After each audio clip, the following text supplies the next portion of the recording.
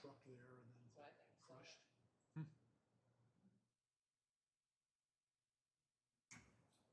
But they had a nice road Yeah. going up it, yeah.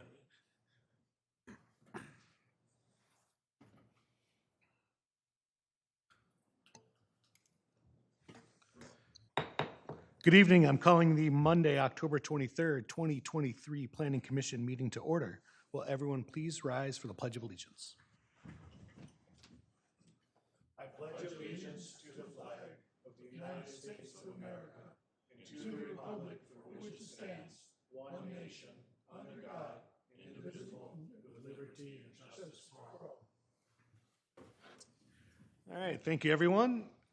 First item on the agenda tonight is the approval of the agenda. Does anyone have any requests for changes to the agenda or concerns about the agenda? So move. All right, I have a motion to approve the agenda and a second. All those in favor of approving the agenda, say aye. Aye. Opposed? Agenda is approved. All right, moving on, we have approval of the minutes from the meeting held on October 9th, 2023. Any requests for edits or concerns about the minutes from any of the members? Mr. Chair, just a very small typo correction. At the very bottom of page 3, actually the very last word of page 3, it's typed as land, L-A-N-D, and it should be the word lane, L-A-N-E, in context with the rest of that paragraph. Great. Thank you. Noted. Thank you, Commissioner Farr. All right. No other edits or concerns? I'd entertain a motion for the minutes as amended. I'll make a motion to approve the meeting minutes as amended. Second. And the second, all those in favor of approving the October 9th meeting minutes, say aye. Aye. Opposed? The minutes are approved. All right, we have two public hearings tonight, two code amendments.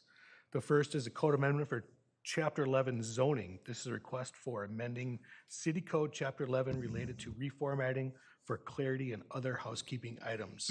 Mr. Barnhart, you'll take us through the presentation? Yes, Chair, Commissioners. As you noted, this is a reformat of Chapter 11. Chapter 11 is the zoning code here in the city of Eden Prairie. So all of our zoning regulations can be found in Chapter 11.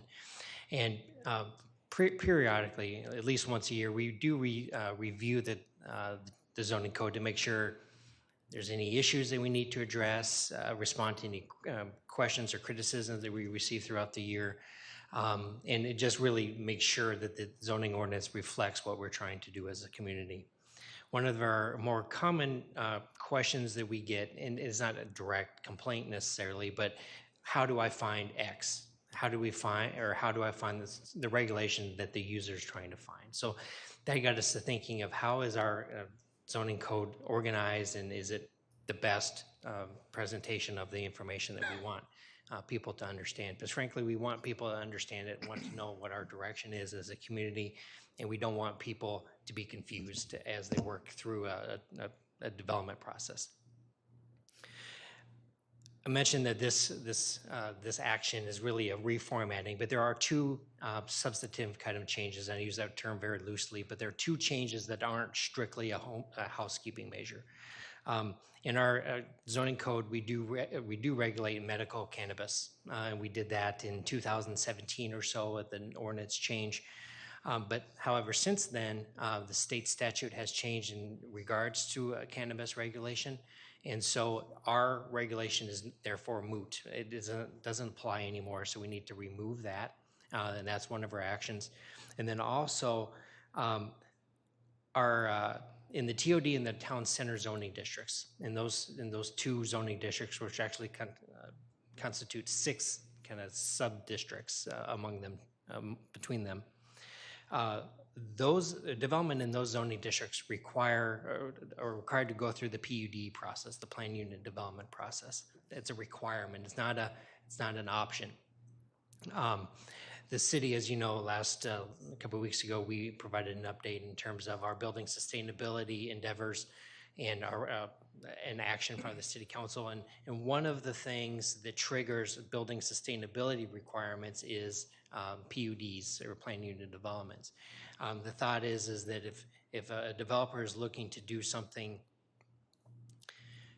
extra you know, they're asking for financing, asking for a planned unit development, that they would be subject to the building sustainability requirements. Where it runs afoul is in our TOD and our town center districts, we require you to do the PUD requirements or that process. So what we're doing is we're pulling that out. You still have the option to go through the PUD requirements, but we're taking that as a requirement away. That's the two kind of substantive changes. In terms of the balance of the document, the zoning code is a lengthy document. I think I heard it's 260 pages or something like that. I certainly can go through each one if you'd like, but primarily what we try to do is take a look at it from the user perspective.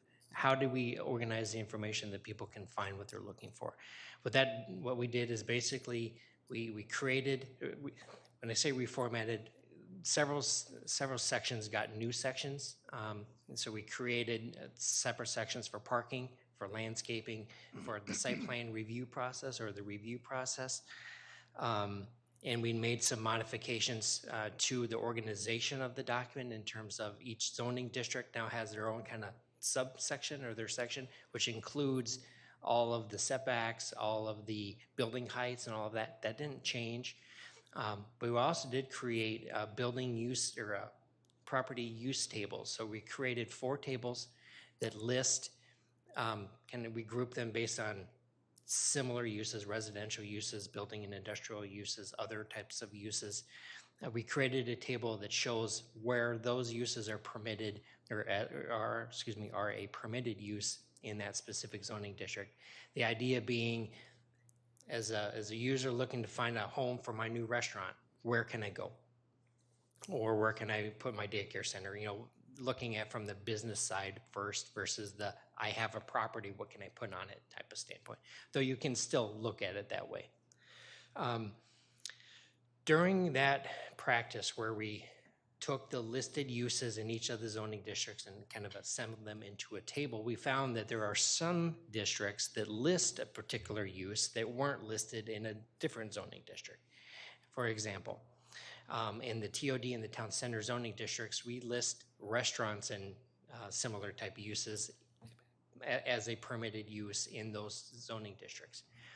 How a zoning ordinance though works is if it is not listed in one zoning district but listed in another, it is deemed to not be permitted in that zoning district where it's not listed.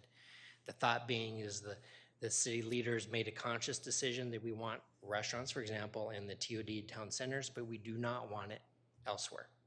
You know, obviously we have restaurants throughout the community and many of our commercial zoning districts, and we've applied that.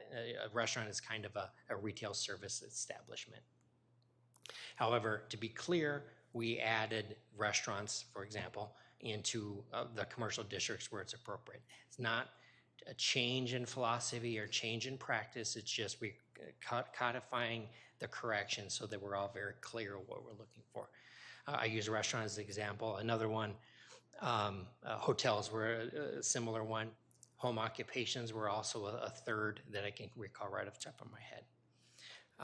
So we did, it's a lot of work. It looks like a lot of work, a lot of pages, but not a lot of substantive changes, save for those couple changes that I mentioned earlier, the cannabis and the PUDs. Everything else you can see in the documents was very conscious effort not to change practice, not to change policy, because I want to be able to share with you that this is a housekeeping measure versus a substantive change or a policy shift of what we're doing from a zoning district standpoint. It is a public hearing. I'd be happy to answer any questions before or now or before or after. And I'd be happy to pull up any specific section of the code if you'd like. I have it ready on the other computer if you'd like. Thank you, Mr. Barnhart. All right, any initial questions for the city before we go to the public hearing? Okay, this is a public hearing. If anyone would like to come forward to speak for or against these changes or offer comments, please do so now. Not seeing any, I would entertain a motion to close the public hearing. So move. All right, I have a motion to close. Do I have a second? Second. All those in favor of close the public hearing say aye. Aye. Opposed? All right, public hearing is closed. Further discussion, maybe we just kind of walk through this quickly. Does anyone have any concerns or discussion around removing or sunsetting the medical cannabis requirements? That change? No concerns? Okay. The second substantive change, the PUD requirements related to TOD in town center. Any discussion around that? Okay. And then lastly, of course, if someone else has other concerns they want to address, but the reformatting and discussion around that or questions for the city about reformatting. Mr. Chair? Yeah, Commissioner Farr. Yeah, I just want to commend staff. One of the formatting things that's very useful for architects, consumers of the zoning ordinance, is the additions of some of those pointers at the end of every section where you're pointing to where you can find parking requirements, shoreline management requirements, landscaping requirements, floodplain requirements at the end of each one of those sections. That'll help someone navigate and go to the right section after they read the pertinent general provisions. Those are very helpful. So thanks for putting those in there. Commissioner Meddy? Chair, I'll just add, I agree with Mr. Farr's comments. I think that this is also going to save a lot of administrative time with staff, so I'm glad that they went through this effort. I'm sure it took some time for them to get it organized and put together these tables, but it's a lot easier to find things. I think they're going to save a lot of time from less people sending them questions on, well, what's the regulation around this? Where do I find that, et cetera. So I think it's a good change. Other comments or questions? I would just add on another convenience to the users of the code when they look at this on the computer on Muni codes, or if they happen to download the whole thing, any enhancement we can make on hot links to get from one place in the zoning code to the other is always going to be good. So I would encourage the continued addition of hot links for that purpose. Thank you. All right. Yeah, it seems like really good changes. And it was a lot of work and we didn't spend a lot of time on it, so I assume that means you did a good job, so. Thank you. Not a lot of questions, so. Very good.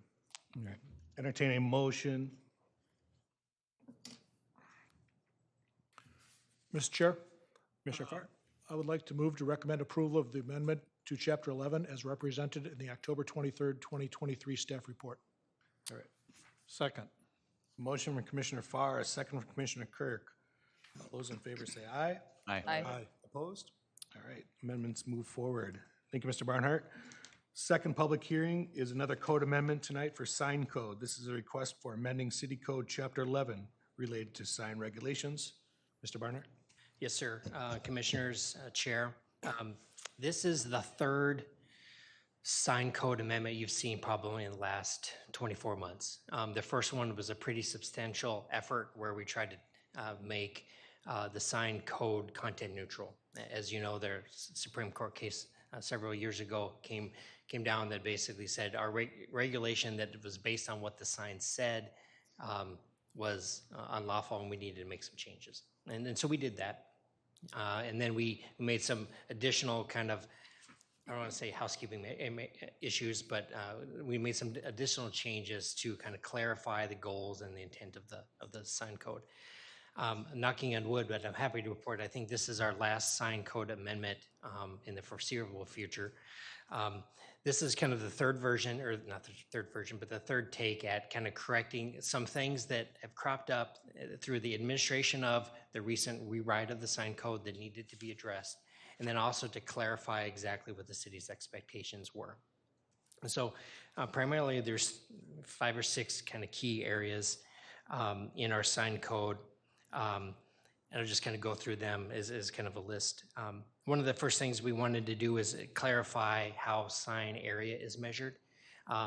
Every city has a different way to measure sign area, but they all kind of focus on drawing a shape or drawing basically shape around the content or the sign. Historically, what we've used is a rectangle, a single rectangle, because that's how we could best accurately measure the sign area. We have now software that allows us to measure a more finite amount, and we can go around letters and images to kind of get a real picture of what the sign area is.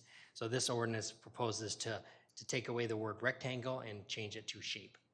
It doesn't seem like a big change, and it really isn't from a walking down the street, you won't necessarily notice a huge change at all. But we wanted to be clear to the business community what our expectations was and how we would administer the sign code.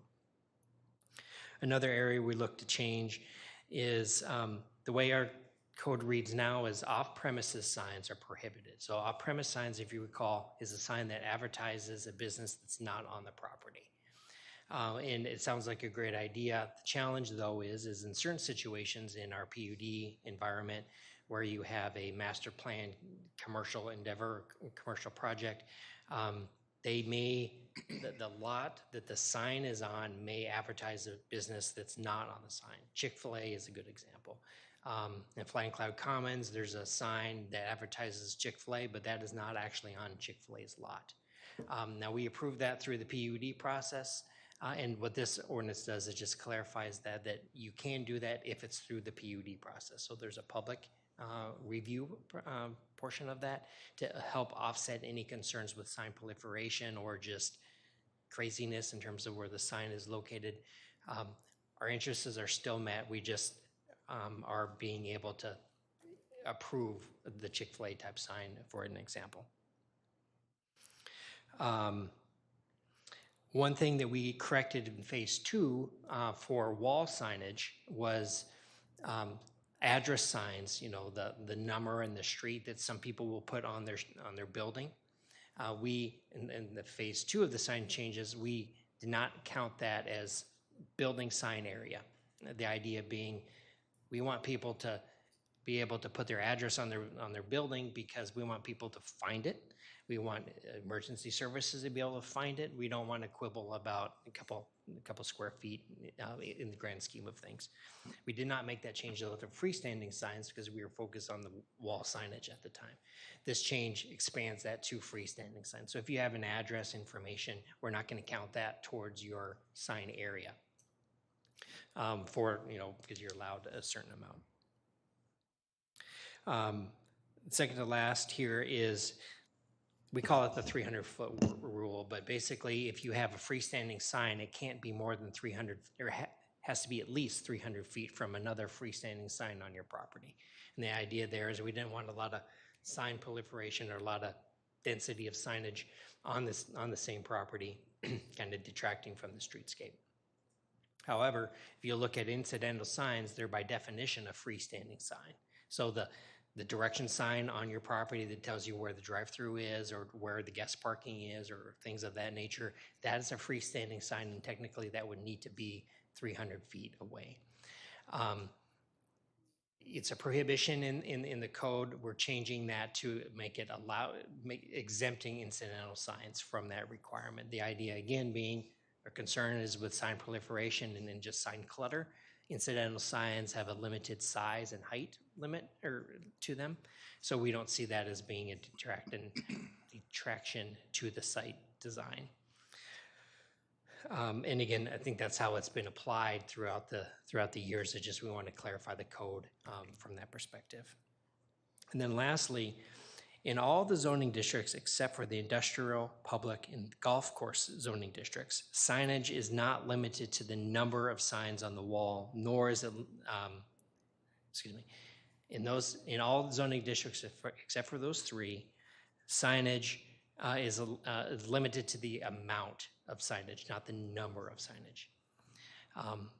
In those 3 zoning districts, industrial, golf course, and public, signage is limited both number and the number of signs. So it's going to be the size area and then also the number of signs. We're just removing the number of signs to be consistent throughout the city in terms of how we apply the zoning or the sign code.